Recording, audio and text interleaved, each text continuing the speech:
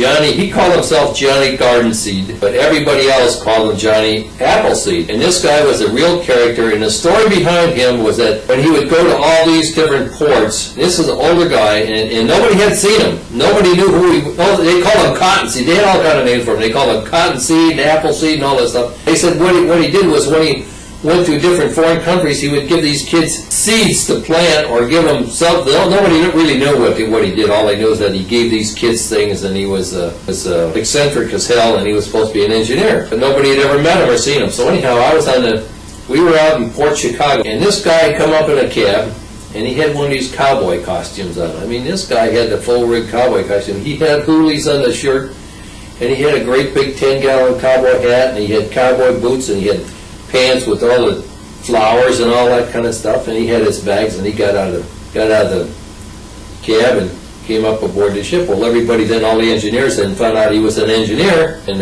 they said that, so we all went and sat in the officers' mess where we ate to see if this guy was going to come in and get a cup of coffee, see, and we could find out, what the story on him was.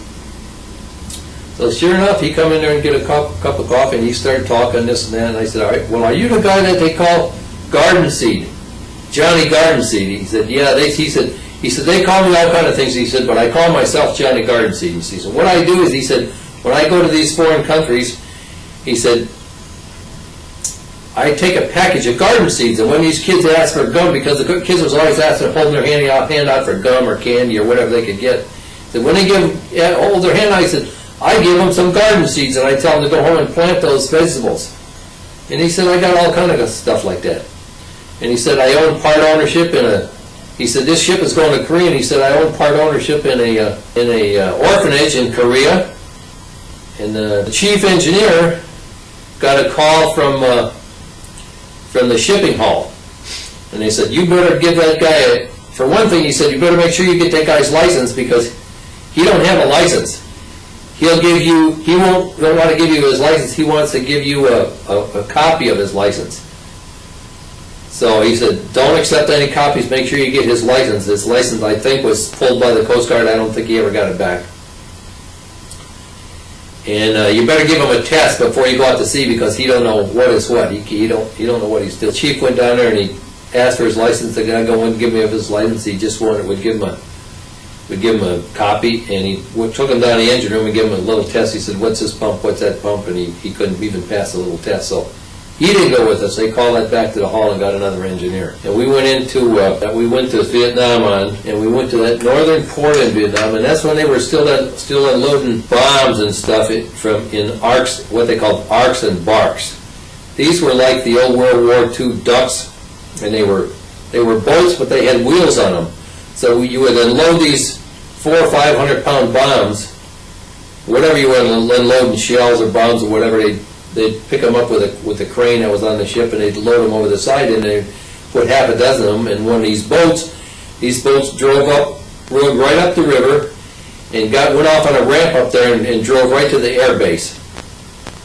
And so that's the first way that we unloaded stuff over in Vietnam. That was in the summer of '65, I guess. In Da Nang, that was in Da Nang Harbor. A shore boat run by the Vietnamese, and this shore boat that was run by the Vietnamese, there was 4 or 5 ships in the harbor. They were taking some guys into shore. This was like 5 or something like that in the afternoon. I remember it was either just after chow or just before chow or something like that. And I was standing outside looking on the rail at things, whatever, and there's a bunch of other guys standing around there. And there was a ship. As a matter of fact, I remember the name was the Cotton State.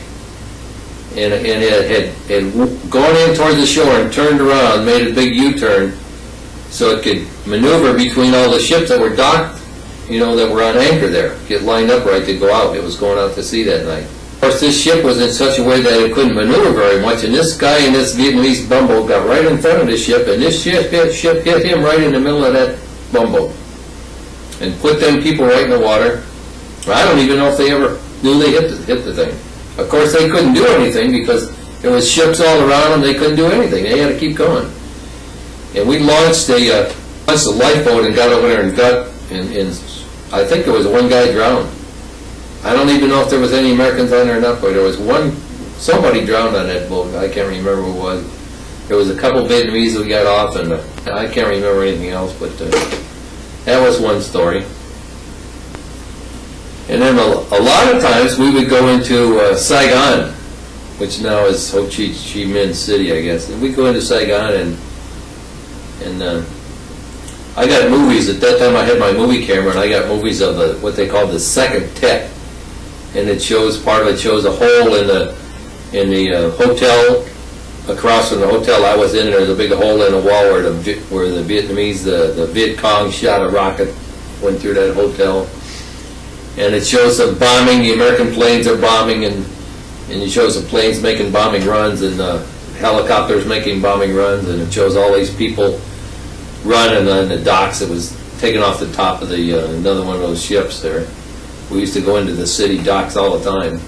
And when you went up the river, you had to wait for escorts to go up that river, and then they would be throwing these concussion hand grenades all the way up so that any frogmen, or they couldn't attach mines to your hull or anything.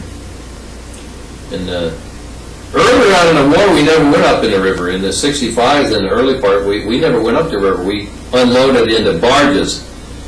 And when we were in Port Chicago, the only place you could smoke was in the mess hall areas, which had doors on them. So and they would be loading all this ammunition on the ship, either bombs or whatever it was. It's always all some kind of ammunition in Port Chicago. And of course, Port Chicago was the place that blew up in the Second World War, killed a lot of people and flattened the whole place. So they had quite a legacy. So anyhow, when you got over there to Vietnam, you'd be unloading all this bombs and things into these great big barges, and these people would be sitting on the back of these barges, sitting on bombs and cooking their dinner, with charcoal fires like they use and everything there. So that didn't bother them a bit, and sometimes them barges never even got to where they were going. I guess that's why they quit using them. One of the reasons they quit using them, because sometimes they never even got there. The Viet Cong had them paid these guys off and had them take the barges somewhere else and unload them and use them for their own ammunition. And it was like, I don't know I can't remember how long a trip was up the river. It was 4 hours anyhow. I remember it being at least 4 hours. I was always down in the engine room taking care of the throttles, and you'd hear these guys throwing these concussion grenades, these speedboats going up beside us, and I've got some pictures of those on the other reels too. They were throwing the concussion grenades and things in there so that you couldn't, they wouldn't get up next to the ship and plant a bomb on there. Another story about, I think I was on the Ocean Ditty at this time, I remember it, because I hadn't been on there very long, and they were unloading. This must have been the earlier part of the war, because I remember they were unloading bombs or something out of the hatches with the ship's cranes. And I walked up there and sat on somewhere in the foredeck, in front of the hatches, away from the hatches, up on the second deck. And there was these Navy guys over there. These Navy guys were the guys doing all the unloading. So this guy looked at me and said, "Hey," he said, "Yeah, why?" And I hadn't even been thinking about the Navy, This was in 65, and I'd get out of the Navy in 61.